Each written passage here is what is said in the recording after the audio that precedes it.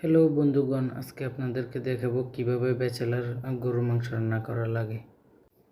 তো প্রথমে মাংসের জন্য যে মশলাগুলো নেবেন, তো ব্যাচেলার বাসায় অবশ্যই ব্লেন্ডার থাকে না, তো এইভাবে বুদ্ধি করে পিষে নেবেন। আদাগুলা সুন্দরভাবে ছিলে ব্লেন্ডার করতে পারলে ভালো, বা যে কোনোভাবে সুন্দরভাবে এরকম ফিনিশ করবেন বা মশলা করে নেবেন। এক এক করে সবগুলো মশলা একসাথে রাখবেন। তো এরপরে সুন্দরভাবে মাংসগুলো ধুয়ে নেবেন একবারে পরিষ্কার করে।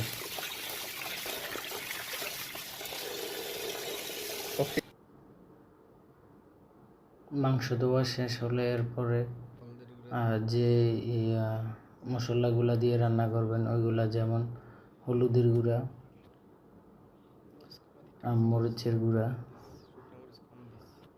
এরপরে হচ্ছে যে কোনো মশলা থাকলে ওটা দিবেন, অথবা জিরার গুঁড়া। এটা হচ্ছে মশলার গুঁড়া দিলাম, বাড়তি একটা মশলা। এটা হচ্ছে জিরার গুঁড়া। এরপরে হচ্ছে এলাচ, দারচিনি, তেজপাতা, পাঁচফোড়ন মশলা যেটা রেডিমেড পাওয়া যায় ওটা। এরপরে হচ্ছে রাঁধুনি গরুর মশলা যেটা। এরপরে যে পেঁয়াজ, আদা, কাঁচামরিচ, রসুন, এগুলা দিয়ে দিবেন। সম্পূর্ণ দেওয়ার পরে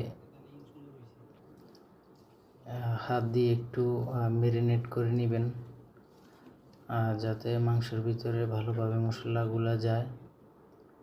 আমি লবণ দিই ভুলে গেছিলাম, তো পরে লবণ দিয়ে দিলাম। সাথে রায়ন ভাই আছে, রায়ন ভাই মনে করে দিল। তো এরপরে তেল দিয়ে দিবেন, অবশ্যই তেল দিবেন। তেল দেওয়ার পর ভালোভাবে নাড়াচাড়া করবেন যাতে সুন্দরভাবে ম্যারিনেট হয়, ভালোভাবে ম্যারিনেট হয়। তো এরপরে 10 মিনিট রেখে দিবেন। আমার চেহারাটা দেখাইতেছিলাম, রান্না করতেছি যে বাহ। তো এরপরে 10 মিনিট পর চুলায় আগুন দিয়ে দিবেন। 30 মিনিট বা 35 মিনিট যতক্ষণ লাগে মাংসের ঝোলগুলো শুকাইতে বা তেল ছাড়ার জন্য মাংস থেকে। তো মাংসের ঝোল শুকানোর পরে আপনার এই যে দেখবেন শুকাইতেছে কিনা, বারবার এসে দেখে দেবেন।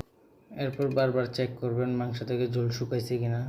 শুকালে ফুটন্ত গরম পানি দিয়ে দিবেন পরিমাণ অনুযায়ী। যতটুক দিলে মাংস সিদ্ধ হবে ভালোভাবে। পানি দেওয়ার পরে 30 মিনিট বা 35 মিনিট রাখবেন।